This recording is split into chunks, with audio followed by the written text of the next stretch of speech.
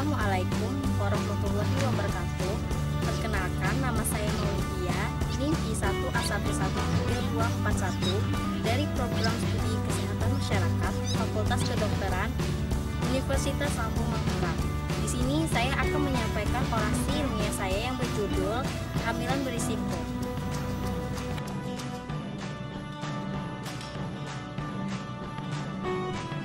Kehamilan berisiko merupakan kehamilan yang menyebabkan terjadinya bahaya dan komplikasi yang lebih besar terhadap ibu maupun janin yang dikandungnya selama kehamilan.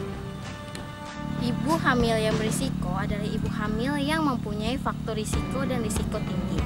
Kehamilan risiko terbagi menjadi 3, yaitu kehamilan risiko rendah, kehamilan risiko sedang, dan kehamilan risiko tinggi.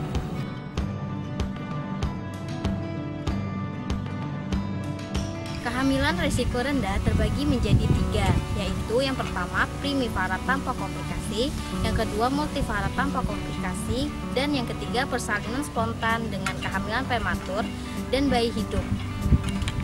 Yang dimaksud dengan primivara tanpa komplikasi adalah wanita yang pernah 1 kali melahirkan bayi yang telah mencapai tahap mampu hidup, kehamilan dengan presentasi kepala, umur kehamilan 36 minggu, dan kepala sudah masuk pintu atas pangku.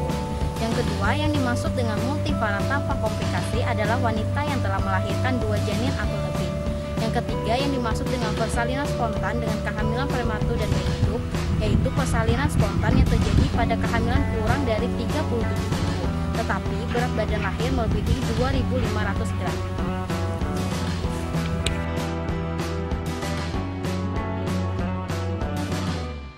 Sedangkan kehamilan risiko sedang terbagi menjadi 4 bagian, yaitu yang pertama, kehamilan yang masuk ke dalam kategori 4T.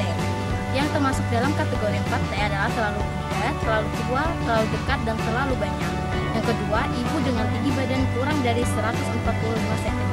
Yang ketiga, kehamilan lebih bulan, yaitu kehamilan yang melebihi waktu 42 minggu belum terjadi persalinan. Yang keempat, persalinan lama.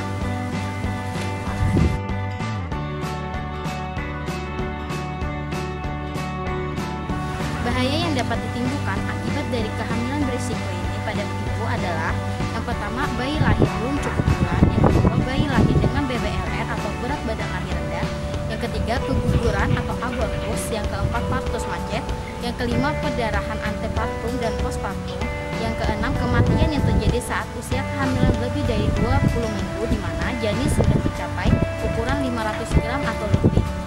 Yang ketujuh, keracunan dalam kehamilan, dan yang kedelapan adalah kejang.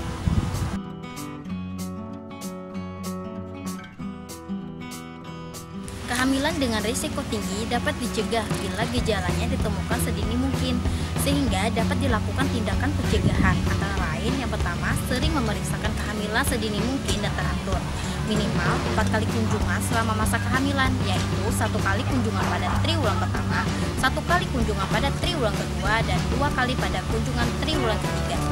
Yang kedua, imunisasi TT, yaitu imunisasi anti tetanus, 2 kali selama kehamilan dengan jarak 1 bulan untuk mencegah penyakit tetanus pada bayi baru lahir.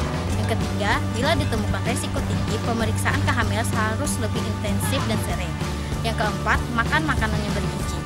Yang kelima, menghindari hal-hal yang dapat menimbulkan komplikasi pada ibu hamil, seperti berdekatan dengan penderita penyakit menular, asap rokok, dan jangan merokok, makanan dan minuman beralkohol, pekerjaan berat, penggunaan obat-obatan tanpa petunjuk dokter, pemijatan atau urut-urut selama hamil, kepatangan makanan yang dibutuhkan pada ibu hamil, dan yang terakhir mengenal tanda-tanda kehamilan dengan risiko tinggi dan mewaspadai penyakit apa saja pada ibu hamil.